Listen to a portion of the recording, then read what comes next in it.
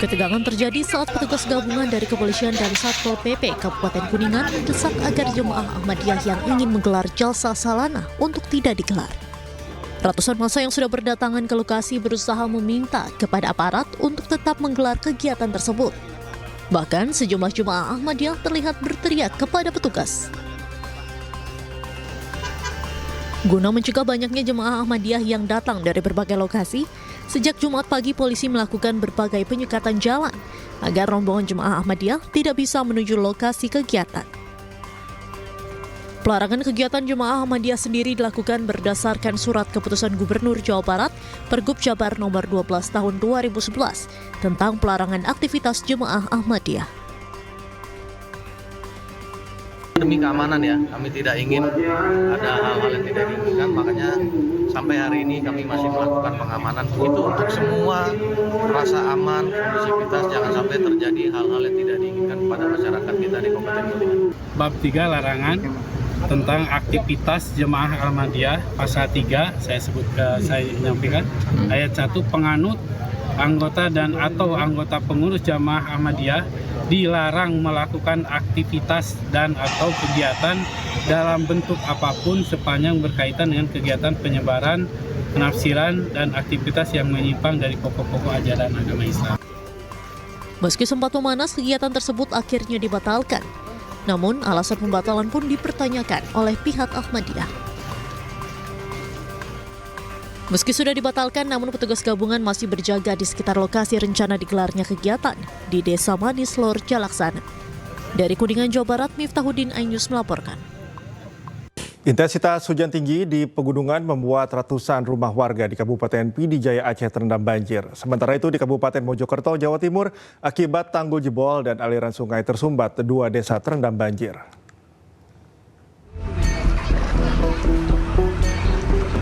Banjir setinggi 50 cm merendam ratusan rumah warga di Desa Blangkuta, Desa Sunong, dan Desa Babakreng, Kecamatan Bandar 2 Ulegli, Kabupaten Pidijaya Aceh. Peristiwa ini terjadi akibat intensitas hujan tinggi di pegunungan sejak sepekan terakhir hingga membuat daerah aliran sungai meluap ke permukiman warga. Naik tadi malam. Sampai sekarang. Berapa ketinggian air di jalan kira-kira? Tidak hanya merendam rumah warga, banjir juga merendam jalan kabupaten di Pidijaya hingga membuat aktivitas warga lumpuh. Bahkan sebagian warga yang nekat menerobos banjir kendaraannya mengalami mogok mesin.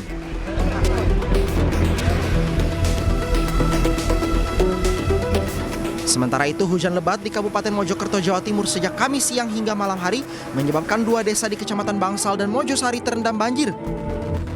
Hal ini terjadi akibat tanggul jebol dan aliran sungai yang tersumbat eceng gondok. Terkait peristiwa ini, warga mengaku pasrah karena banjir kerap terjadi di setiap tahun. Dan ya mulai jam berapa itu? Jam 3 mungkin. Jam 3 hujan. Sampai ya malam. Malam terus itu terus. Ya karena di sungai itu tersumbat kali ya enceng gondok, akhirnya airnya masuk. Terkait peristiwa ini, warga mengaku pasrah karena banjir kerap terjadi di setiap tahun. Tim Liputan iNews melaporkan. Banjir bandang yang menerjang Kabupaten Sukabumi, Jawa Barat Rabu lalu merendam ratusan rumah warga. Akibat kejadian tersebut, puluhan rumah rusak berat sehingga tidak bisa ditempati.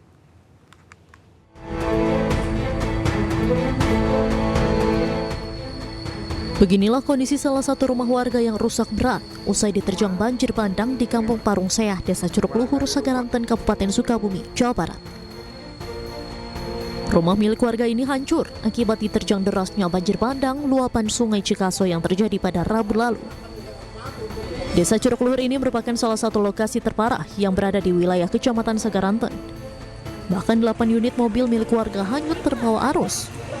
Menurut Kepala Desa Curug Luhur, jumlah rumah rusak akibat banjir sebanyak 207 unit, 160 diantaranya rusak ringan, 16 rusak sedang, dan 50 rumah lainnya rusak berat. Kira Pak? 200 unit. Para penghuni alhamdulillah sudah pada mengungsi ke tempat-tempat yang lebih aman. Alhamdulillah tidak ada korban jiwa ataupun luka-luka. Justru saya lagi menunggu untuk kesiapan dapur umum sama posko pengungsian. Sementara itu, warga yang rumahnya rusak terpaksa mengungsi ke rumah kerabat ataupun saudaranya, mengingat rumah mereka yang dulu ditempati rusak parah tidak bisa ditempati lagi.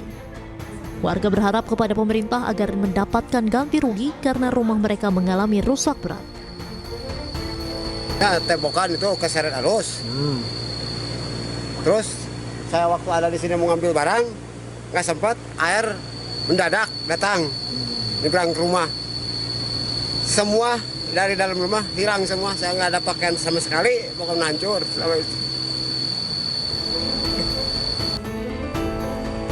Hingga saat ini rumah rusak akibat kejadian banjir bandang terus bertambah. Data sementara BPBD Kabupaten Sukabumi, ada sebanyak 3 orang warga tewas dan 6 orang lainnya hilang. Sementara itu 216 rumah yang berada di 38 kecamatan mengalami kerusakan.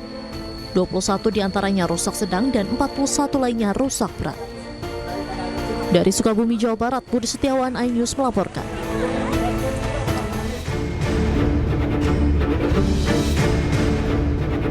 Wakil Presiden RI, Gibran Rakabuming Raka, berkunjung ke korban banjir bandang dan tanah longsor di Kecamatan Cikembar, Kabupaten Sukabumi, Jawa Barat. Wapres meninjau langsung ke pengungsian warga yang berada di SD Negeri 2 Tegal Panjang.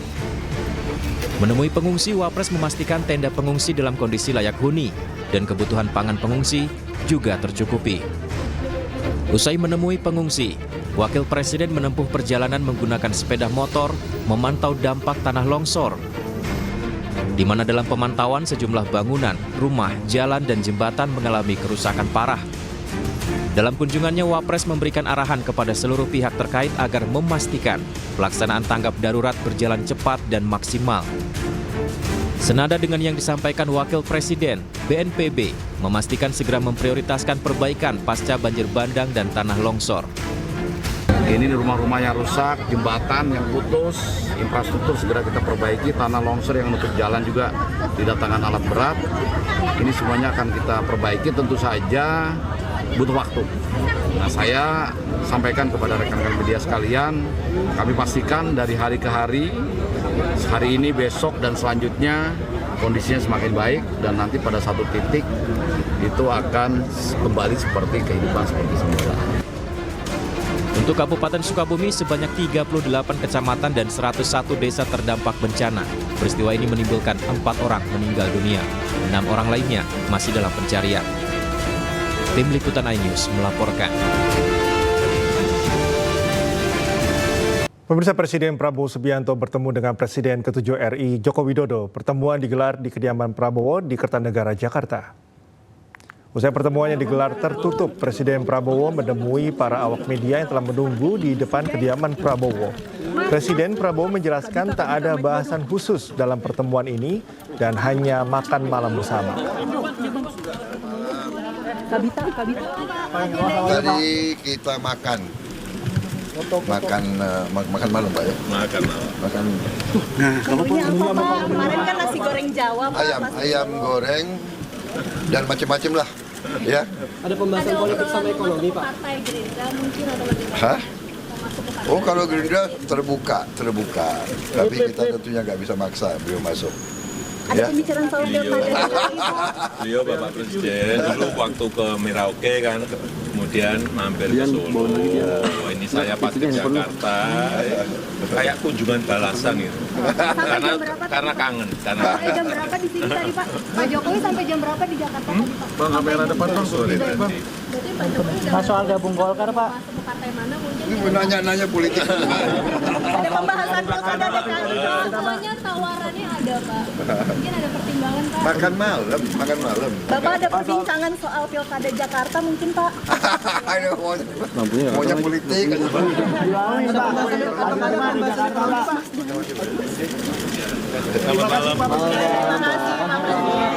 Terima kasih, Bapak.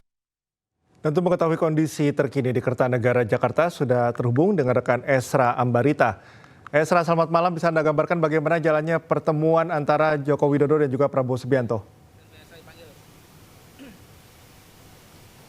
Ya, selamat malam Cikal dan juga pemirsa. Kalau kami gambarkan pertemuan ini sudah berlangsung tadi kurang lebih sejak pukul 8 malam atau tibanya dari Jokowi langsung ke Kertanegara, Jakarta Selatan, tempat saya menggambarkan.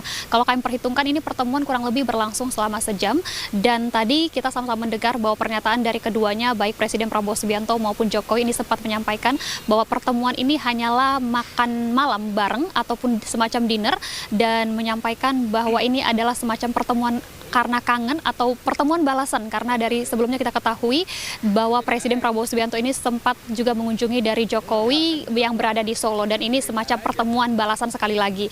Namun tadi kami juga beberapa kali menanyakan kepada keduanya dalam doorstop kami, yang pertama adalah berkaitan dengan politik, apakah membicarakan politik, kemudian juga berkaitan dengan ekonomi. Ini menampik atau secara gamblang bisa kami sampaikan tidak menyampaikan apa saja yang ihwal pembahasan dalam pertemuan kedua ini. Namun kami juga sempat menyinggung apakah ada potensi dari Jokowi ini bergabung ke Gerindra, dan dari Presiden Prabowo Subianto ini sempat menyinggungkan senyuman, kemudian juga hanya menyampaikan bahwa Gerindra ini terbuka untuk siapa saja yang hendak masuk. Tentunya ini masih dikonfirmasi lanjut apakah nanti ada peluang dari Jokowi untuk masuk ke Gerindra, dan juga disampaikan bahwa keduanya ini hanya makan malam dengan menu ayam goreng, dan tidak ada lagi hal-hal yang disampaikan selain di luar pernyataan tersebut. Dan seusai tadi pertemuan, dari Presiden Prabowo Subianto langsung menghantar dari Jokowi untuk masuk ke dalam mobil. Ini artinya bahwa sudah berlangsung pertemuan antara keduanya beberapa waktu lalu, dan tidak ada lagi agenda terkait lanjutan daripada keduanya. Namun bisa kami sampaikan ini menjadi salah satu agenda penutup dari Presiden Prabowo Subianto usai melakukan banyak sekali agenda pada hari ini, yakni kalau kami tadi meliput atau mengawali kegiatannya ini diawali dengan pertemuan dengan pengusaha dari Jepang, kemudian juga membahas menyoal Gus Miftah dan menyoal terkait vaksinasi, hingga tadi tepatnya bahwa agenda tersebut berakhir di tempat saya menggambarkan ini dengan pertemuan antara Presiden Prabowo Subianto dengan Jokowi. Demikian Cikal yang bisa saya sampaikan, kembali ke Anda di studio. Esra, menarik memang karena pertemuan ini dilakukan di tengah tahun politik, di saat kontestasi politik juga masih panas. Apakah Anda mengetahui khususnya untuk Presiden ke-7 RI Joko Widodo setelah ini apakah akan ada konsolidasi lanjutan, ataukah memang agendanya akan bertemu Presiden Prabowo saja?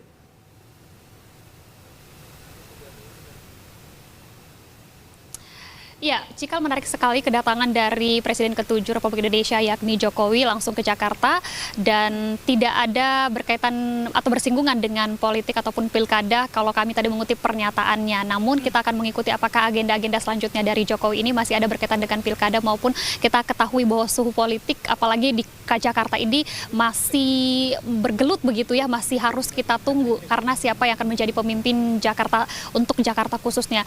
Kami hanya bisa sampaikan bahwa pertemuan keduanya ini hanya makan malam bersama, kemudian juga secara tertutup dilakukan karena kami tadi awak media juga menunggu kurang lebih sekitar 40 hingga 1 jaman di luar dan tidak diperkenankan untuk mendengar secara langsung ihwal pembahasan yang dibahas keduanya. Hanya itu yang disampaikan.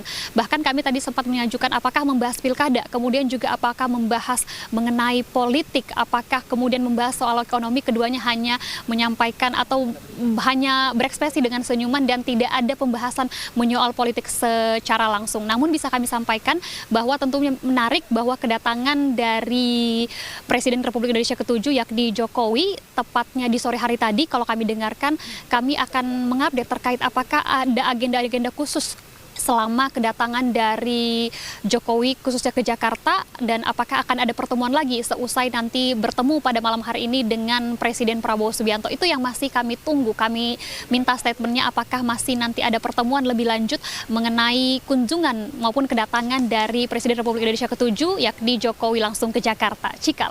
Baik, Esra, terima kasih atas informasinya. Selamat bertugas kembali. Pemirsa, Miftah Maulana Habibur Rahman, Gus Miftah, mundur dari jabatan utusan khusus Presiden bidang kerukunan beragama dan pembinaan sarana keagamaan. Miftah menyampaikan terima kasih dan memohon maaf kepada Presiden Prabowo Subianto. Pernyataan mundur disampaikan Miftah di kawasan Pondok Pesantren Ora Aji di Sleman, Yogyakarta pada Jumat siang. Menurut Miftah, ia mundur dari utusan khusus Presiden Prabowo bukan karena tekanan siapapun, melainkan keputusan sendiri. Miftah pun mengungkapkan rasa terima kasih dan menyampaikan maaf kepada Presiden Prabowo Subianto. Assalamualaikum warahmatullahi wabarakatuh. Bismillahirrahmanirrahim. Yang saya hormati Bapak Presiden Republik Indonesia, Bapak Wakil Presiden, serta seluruh rakyat Indonesia yang saya cintai dan saya hormati. Izinkan saya mengawali ini dengan mengutip ayat 26 dalam surat Ali Imran. Katakanlah Nabi Muhammad, wahai Allah, pemilik kekuasaan, Engkau berikan kekuasaan kepada siapapun yang Kau kehendaki, dan Engkau cabut kekuasaan dari siapapun yang Kau kehendaki.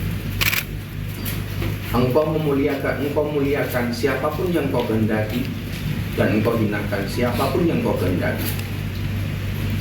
Di tanganmu lah segala kebajikan, sesungguhnya Engkau Maha Kuasa atas segala sesuatu. Hari ini, dengan segala kerendahan hati dan ketulusan, dan dengan penuh kesadaran, saya ingin sampaikan sebuah keputusan yang telah saya renungkan dengan sangat mendalam. Setelah berdoa, bermuhasabah, dan istikharah, saya memutuskan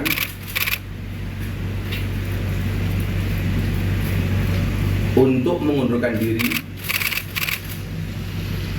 dari tugas saya sebagai utusan khusus Presiden bidang kerukunan beragama dan pembinaan sarana keagamaan.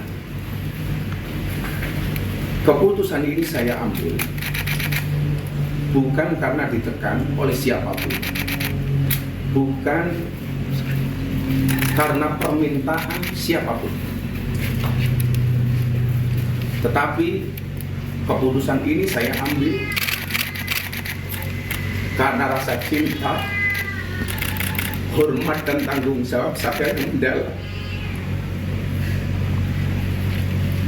kepada Bapak Presiden Prabowo Subianto serta seluruh masyarakat. Sekali lagi saya ulangi,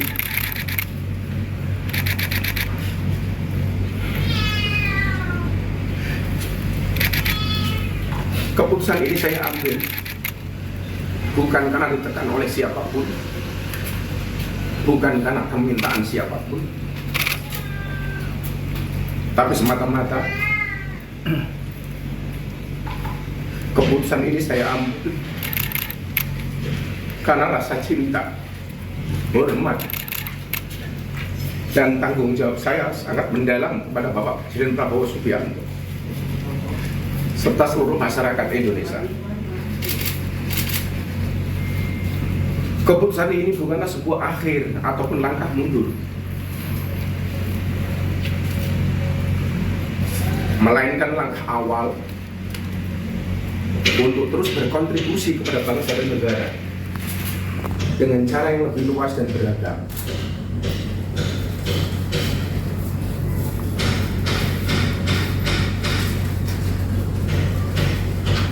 Seorang berjiwa kesatria pernah berkata, kalau jabatan itu hanyalah titipan sementara. Karena itu adalah satu sarana untuk berbuat kebaikan. Oleh karena itu, sebagai seorang pendakwah dan pelayan umat, saya merasa bahwa pengabdian kepada bangsa dan negara Indonesia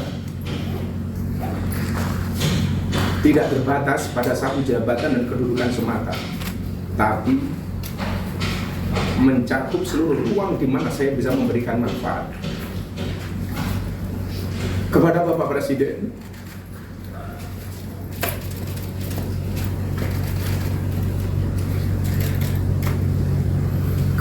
Presiden, saya mengucapkan terima kasih yang setulus-tulusnya atas amanah dan kepercayaan yang telah diberikan kepada saya. Saya seorang anak yang berlatar belakang dari jalanan, yang bergaul dengan dunia marginal, dunia premanisme dan klub malam.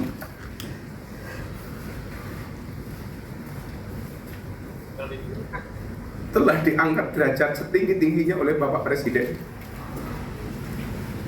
Adalah anugerah yang luar biasa yang Allah berikan kepada saya melalui perantara Bapak Presiden Prabowo Subianto.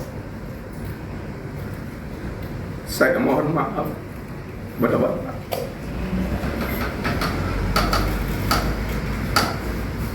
Belum bisa menjadi sesuai yang Bapak harapkan dari saya.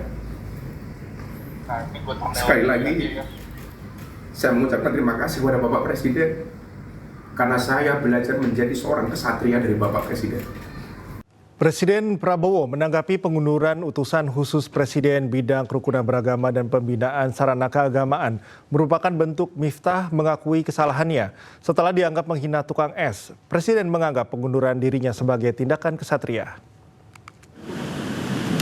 Saya sendiri belum lihat langsung ketika orang beliau ada mengundurkan diri.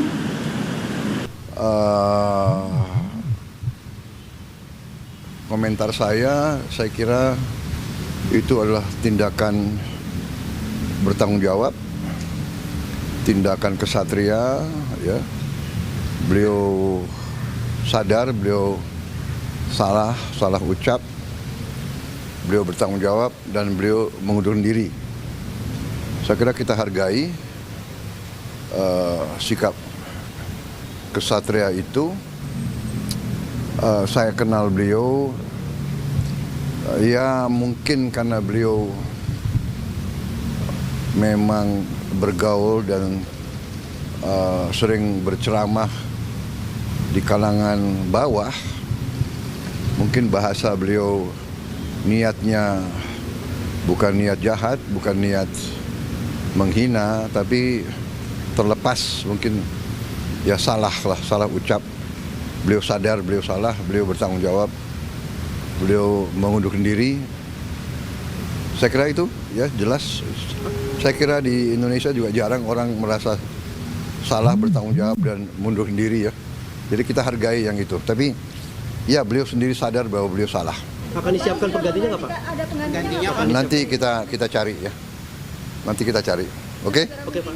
Oke. Banyak pejabat yang belum menyerahkan LHKPN Pak, ada. Ya nanti akan dilengkapi. Pak, DPR kan ini kan juga Embas ini kan DPR kan mengusulkan untuk sertifikasi juru dakwah ya Pak ya. Ini dari pemerintah sendiri bagaimana Pak? Ya nanti kita lihat kalangan yang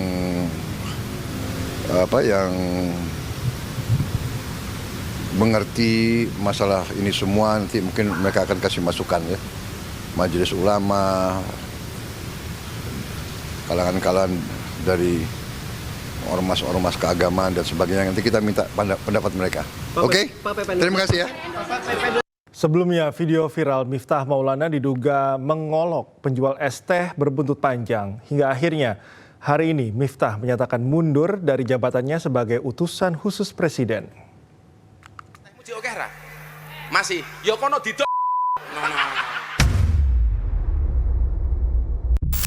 Pendakwah Miftah Maulana Habibur Rahman alias Gus Miftah membuat geger usai video dirinya yang diduga mengolok penjual es teh di sebuah acara pengajian viral di media sosial.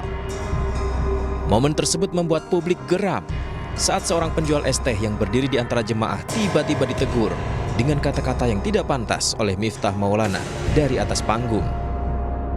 Viralnya peristiwa ini membuat pemerintah angkat bicara. Presiden Prabowo Subianto bahkan disebut telah menegur Gus Miftah atas kalimat yang dilontarkannya. Presiden sudah memberikan teguran kepada yang bersangkutan melalui Sekretaris Kabinet untuk segera meminta maaf kepada Bapak Son Haji yang mungkin saja dan sangat mungkin terluka perasaannya karena kejadian kemarin. Usai viral dan mendapat teguran Presiden, Gus Miftah langsung mendatangi rumah penjual es teh Son Haji dan meminta maaf. Namun meski telah meminta maaf, publik mendesak agar Gus Miftah dicopot dari jabatannya sebagai utusan khusus Presiden. Warganet ramai menyerbu kolom komentar di akun Instagram pribadi Presiden Prabowo Subianto. Mereka menuntut pemecatan Gus Miftah karena tindakannya dianggap tak sesuai dengan jabatan yang diembannya. Bahkan, petisi untuk mencopot Gus Miftah dari jabatan utusan khusus Presiden ramai diminta publik melalui laman change.org. Polemik tak berhenti di sini. Sejumlah netizen juga mulai mencari jejak digital dari Gus Miftah yang diduga kedapatan menunjukkan etika yang dinilai kurang baik. Hingga akhirnya, hari ini, Miftah Maulana Habibur Rahman mengumumkan pengunduran dirinya dari jabatan utusan khusus Presiden bidang kerukunan beragama dan pembinaan sarana keagamaan. Rekapitulasi tingkat kota di Jakarta telah selesai digelar. Hasilnya, pasangan calon gubernur dan wakil gubernur Jakarta nomor urut 3 Pramono Anung Rano Karno unggul di seluruh wilayah pemilihan.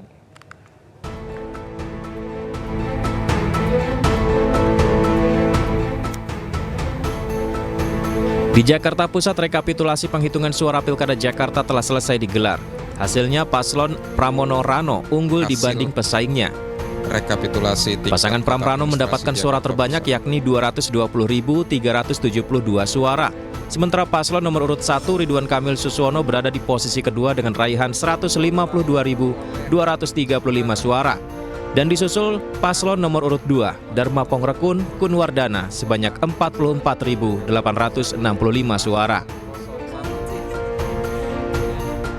Tadi sudah kita saksikan bersama, semua paslon melalui saksinya sudah menerima hasil yang sudah juga diikuti rekapitulasi dari tingkat KPPS, PPK di kecamatan maupun di tingkat kota administrasi.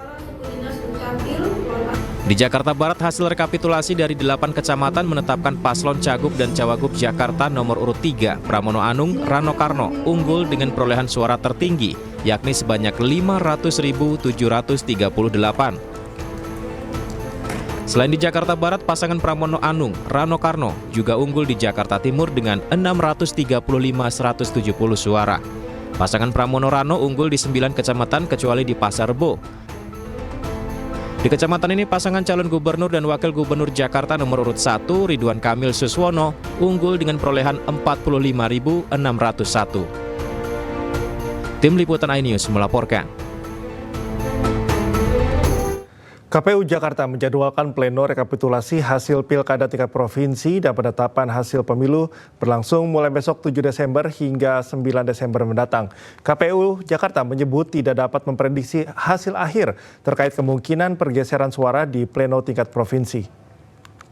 Alhamdulillah ya, sampai kemarin kami sudah menyelesaikan rekapitulasi di 6 kabupaten kota di Provinsi DKI Jakarta. Selanjutnya kami besok tanggal 7 sampai tanggal 9 akan melakukan rekapitulasi dan penetapan hasil pemilu ya. Ya, nanti kita lihat ya. Yang pasti kami sudah mempublikasikan hasilnya ya, siapa yang menang, siapa yang unggul di 6 kabupaten kota bisa disimak langsung nanti di website KPU pilkada2024.kpu.go.id, dan mudah-mudahan sih tidak berubah jauh ya, karena memang kami harus memastikan rekapitulasi ini berjenjang. Dan kami pastikan kalau memang ada keluhan-keluhan atau yang perlu disampaikan, keberatan-keberatan, kami juga nanti akan memfasilitasinya di level provinsi. Tingkat provinsi nanti kami akan mengundang pasangan calon, bukan pasangan calon ya, LO pasangan calon, saksi pasangan calon yang bermandat ya, yang untuk memastikan bahwa mereka memang orang yang sah untuk dimandatkan untuk mengikuti proses rekapitulasi. Hasil rekapitulasi Pilkada Jakarta telah selesai digelar. Hasilnya, pasangan calon gubernur dan wakil gubernur Jakarta nomor urut 3 unggul dengan 50,07% suara.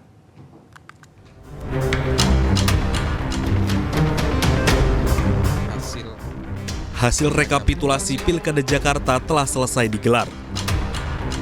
Dalam hasil rekapitulasi suara Pilkada Jakarta, pasangan calon gubernur nomor urut 1 mendapatkan 1.718.225 160 atau 39,41% suara. Pasangan Dharma Pongrekun Kunwardana mendapatkan 459.230 atau 10,52% suara. Sementara pasangan calon Pramono Anung Rano Karno memimpin dengan 2.183.239 atau 50,7% suara. Di Jakarta Timur, pasangan Pramono Rano unggul dengan 635.170 suara. Sementara pasangan Ridwan Kamil Suswono menempel ketat dengan 535.613 suara. Sementara pasangan Dharma Pongrekun dan Kunwardana memperoleh 136.935 suara. Sementara di Jakarta Barat, pasangan Pramono Rano kembali ungguli lawan-lawannya dengan 500.738 suara. Paslon nomor urut 1, Ridwan Kamil Suswono, menempel ketat dengan 386.880 suara. Sementara pasangan Dharma Pongrekun Kunwardana memperoleh suara 190.457 suara. Di Jakarta Selatan, pasangan Pramono Rano unggul dengan perolehan 491.017 suara. Kemudian disusul Ridwan Kamil Suswono 375.391 suara. Dan Dharma Pongrekun Kunwardana 90.294. Untuk Jakarta Utara, Pramono Anung Rano Karno memperoleh 328.486 suara. Ridwan Kamil Suswono 261.463 suara. Dan Dharma Pongrekun Kunwardana 77.026 suara. Lalu di Jakarta Pusat, Pramono Anung Rano Karno unggul dengan memperoleh 220.372 suara. Disusul Ridwan Kamil Suswono 152.235 suara. Lalu Dharma Pongrekun Kunwardana 44.865 suara. Di Kepulauan Seribu, Pramono Rano meraih 7.456 suara. Ridwan Kamil Suswono 6.578 suara. Dan Dharma Pongrekun Kunwardana 653 suara.